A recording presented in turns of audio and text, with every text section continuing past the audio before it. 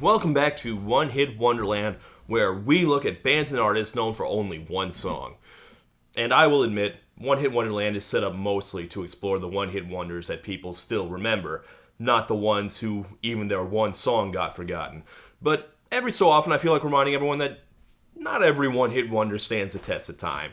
So why don't we take a moment to explore this piece of ephemera I've picked up today, which I just want to assure people that yes, was in fact a real thing.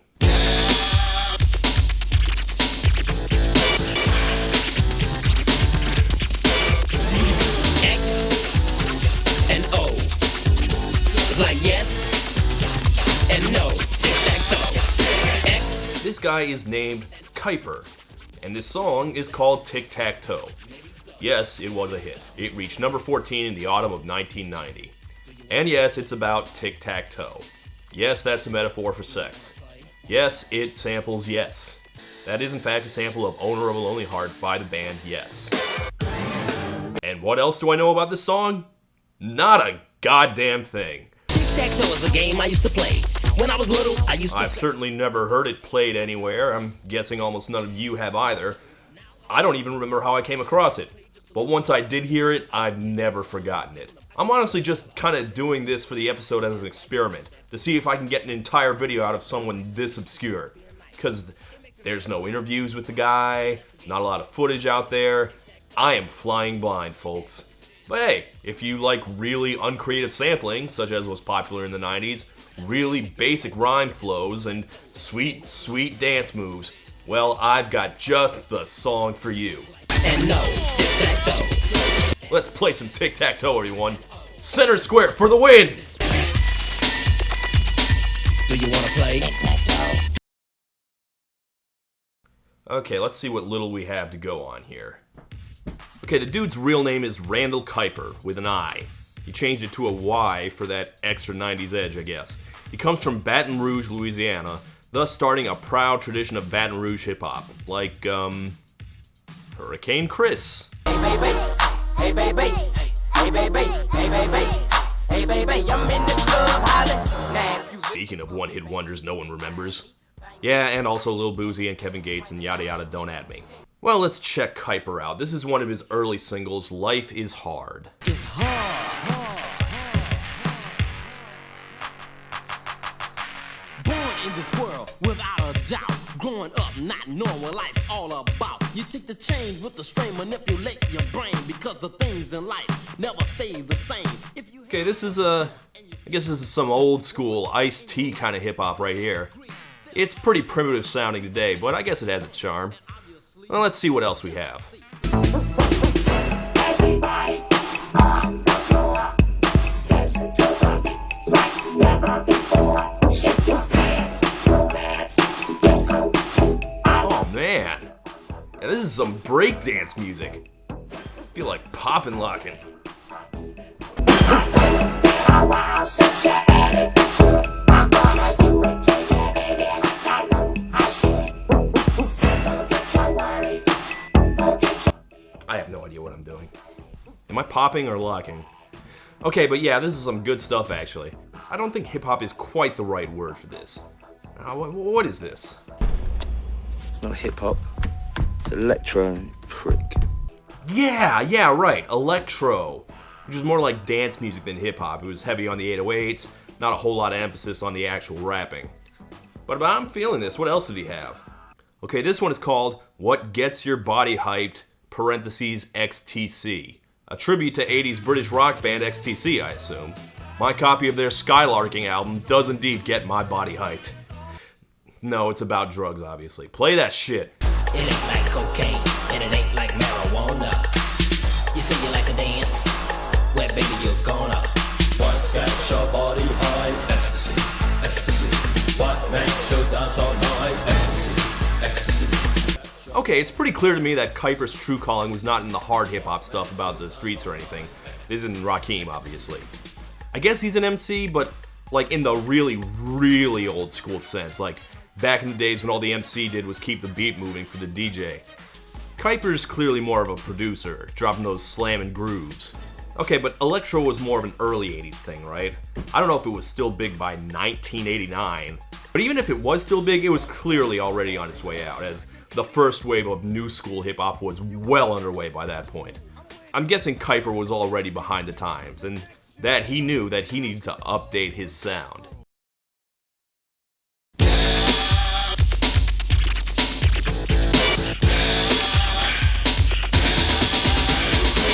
Okay, it was 1990, and Kyper introduced a radical shift in his music. No more being strictly for the clubs, this is clearly a bid for mainstream stardom. He's got the easily recognizable sample, a real music video now, some pop-friendly lyrics about banging chicks. Just look me in the eye and pass right by with that booty shaking like jello.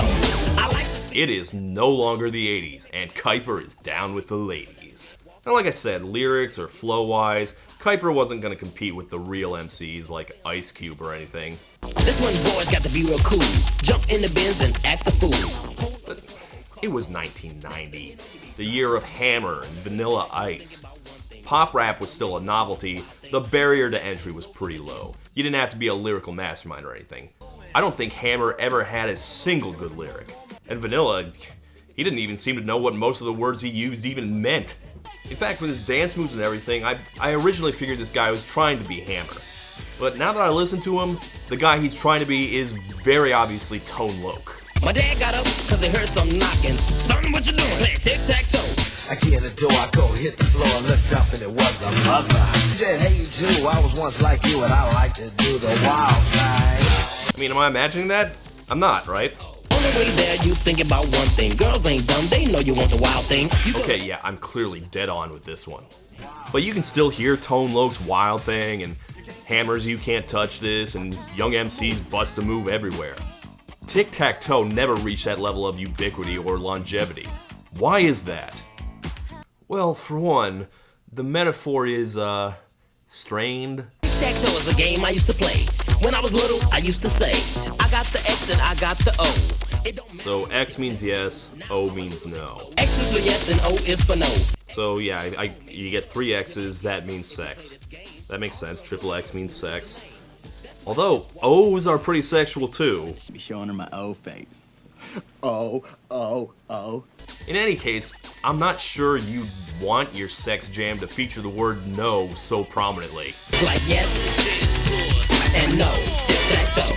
I mean, I can't think of many words less sexy than no. And how does it even make sense? If she wins the game, she doesn't get laid? Is not having sex with you a prize? I mean, that lady looks pretty satisfied for losing. Okay, here's a thought. Maybe zero-sum games where one side wins and another loses don't make a good metaphor for sex. But that's a whole other thing that goes back forever, and I'll do us all a favor and save it for a think piece or something. And also, you realize, most of the time, no one wins in Tic Tac Toe. So, what does it mean when it ends in a tie? Is it sex? Maybe so. Do you just make out a little, or is it one of those weird in-between gray areas where you're not sure if you have consent or not? Ugh, I hate these blurred lines. In fact, I'm not even sure he knows how to play this game. I got the X and I got the O. It don't matter when you Tic Tac Toe. Now Wait, you were X and O? Is this a metaphor for masturbating? And look, even taking the idea that getting laid is a game, usually they mean like chess or poker, not tic-tac-toe, the world's simplest game. Like, yeah, it is a game of a strategy, but just barely. It's literally the simplest strategy game of all time. Even rock, paper, scissors has more facets to it. might get some if you play this game. It just doesn't evoke sex in any way. It'd make more sense if you made the song about hungry, hungry hippos. Let's do the wild thing. So yeah, there is not a lot going on with this song, and what little it does have doesn't really make sense. It's super dated and corny. Laughing, giggling, shaking that pie. One of us clearly doesn't know what pie means. Hold up the portable car phone. Next thing you know, you be driving them home. You know what girls love? A guy with a car phone. It was 1990. Is it sex? Maybe so. Is it sex? I guess. But still, I mean, it's got its charm. I mean, look at those dance moves. It's like a really funky, funky chicken. And Owner of a Lonely Heart is a great sample, if nothing else. Owner of a single hit. much better than the owner of no hits. Okay, I don't think there's a video for this, but there was at least one more single off the album. It's called What Is This World Coming To, parentheses, Dear God. Okay, is this guy an XTC fan or what? I mean, that's a huge coincidence, right? Or is this only a thing that music geeks like me notice? Anyway, let's hear it. Hatred and our wars are taking over our world. We're even teaching it to our little boys and girls. What is this world? What is this world coming to? See, we're back to the breakdance music, which I really don't think anyone was still listening to electro in 1990. I mean, we were up to house music by that point. Also, I'm not sure there was a market for breakdance music that ruminated about social issues. I'm gonna do the worm against racism. But hey, now he knows what sells and what doesn't. It's time for the big follow-up album. That's where you make the money.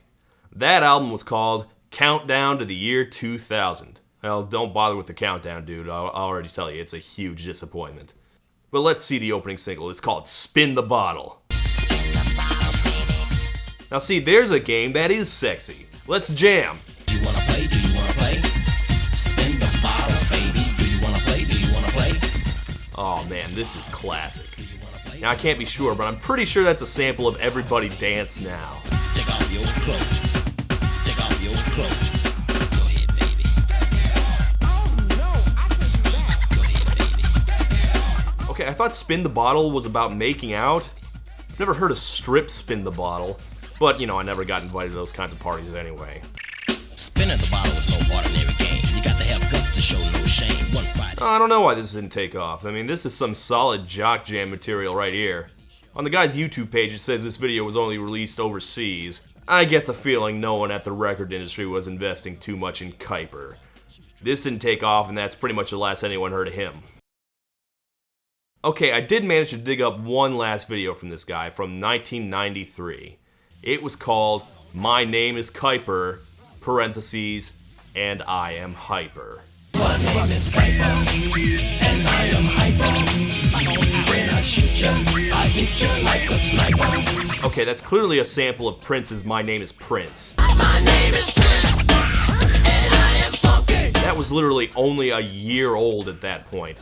I mean, give a sample some breathing room first. Or maybe he just figured that the sample was up for grabs because by that point Prince was no longer named Prince. In the beginning, God did make the sea, but on the seventh day, thou did not make thee.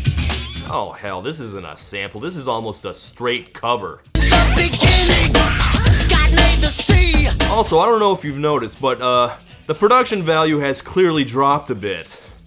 And who the hell are these white guys he's with? Boys from the South, let me hear you sing. Okay, from what I can tell, they're called Boys from the South. And this looks less like an actual video and just two random guys with a SoundCloud and a camcorder. I'm pretty sure I make better quality video than this video, and I don't even have lights. And after that, the online trail goes a little cold, and if I want to know any more, I'm gonna have to start going to really obscure record stores, or scour eBay, or hire a detective and find the guy myself. However, apparently the guy did resurface briefly about 5 months ago when he put this up on his YouTube page. Sex robots are coming. That's a pun, people.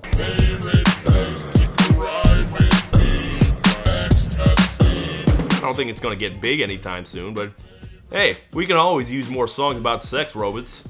He also has a Facebook page, and he's apparently still working as a DJ, which, you know, that's pretty cool. So, if you're seeing this, Mr. Kyper, best of luck to you. I don't think the 90s really needed another pop rapper. We didn't need more than one Hammer. But his dance stuff, I think, was pretty good. Would have liked to hear more of that. I think he might have broke a little late. If he'd broken out a little earlier, he could probably have been a lot bigger. So, did he deserve better? Yeah, sure, why not? Hope you're doing okay, dude. May your tic-tac-toes never end in a tie. Do you wanna play?